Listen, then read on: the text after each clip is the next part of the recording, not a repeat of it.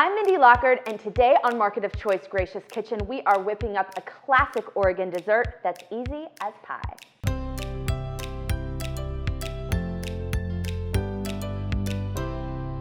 Growing up in the hills of West Salem, we were surrounded by two things, cherry orchard and wild blackberries.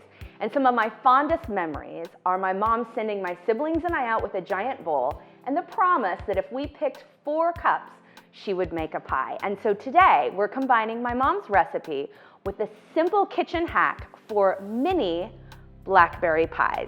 Let's get started. For this recipe, you're going to need 2 pre-made pie crusts, 4 cups of wild blackberries, or store-bought or frozen are great too. The great thing about Market of Choice is you can actually buy wild blackberries in the store. 1/3 cup of flour and 1 cup of sugar. We're also going to need an egg wash and butter. We're going to start the recipe by preheating the oven to 350 degrees. While your oven is preheating, we are going to flour a board and lay your pie crust out.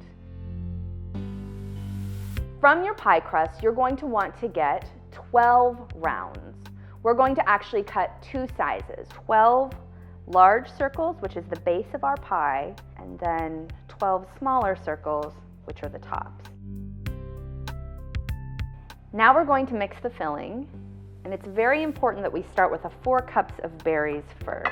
Now we're going to add our 1 cup of sugar, sprinkling all over the berries. And now 1/3 cup flour. And you're just going to gently toss those. We don't want to break the berries down, but we want to make sure that it's completely covered. Next, you're going to butter the inside of a muffin tin. And while you don't always need to butter silicone, I like to do it for this recipe just to ensure that the pies are going to come out in one piece.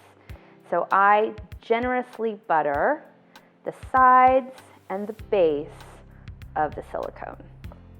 And after your muffin tin is generously buttered, you're going to lay in each of your larger rounds. And we just want to work the dough gently so that we create this really nice lip as we're pressing it in. Now you don't have to press it too much. It doesn't have to meet all the edges of the round, but just gently in there. It will fall as it bakes.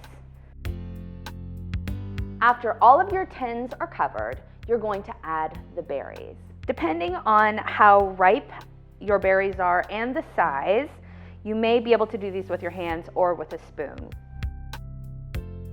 Then we want to go ahead and add some of the sugar and flour mixture over the top.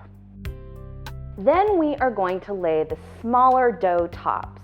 Now this is the key to the recipe. What you're going to want to do is to make sure that you secure the 2 pieces of the pie crust together as much as possible. It's definitely not make or break, but having secured edges in terms of a crust is going to give you more of that mini pie look. After all of your tops are laid in and pinched, you're going to just do a gentle egg wash over the top, and this helps to bring out that really beautiful golden brown color of your pies. And this is a really fun part for kids. It's like painting. You just brush the egg wash lightly onto each of your mini pies. Then we're going to pierce the top of the pies. I like to make an L, because that's our last name, in the top of each of the pies. And this helps to make sure that the heat and the moisture can release from the pies, and it helps you to keep that top looking really beautiful. Then we're going to pop them in the oven at 350 degrees for about 10 to 15 minutes. You'll just want to keep a close eye on them so that they don't overbrown depending on your oven. After the pies are out of the oven, you want to let them cool in the tin. Once they're cool to the touch, then you can transfer them to a cooling rack. My family likes to eat the pies warm. However, they're also a great recipe that you can make a few days in advance. You can store it in the refrigerator or even the freezer. And there we have the perfect mini treat, sure to please a big crowd.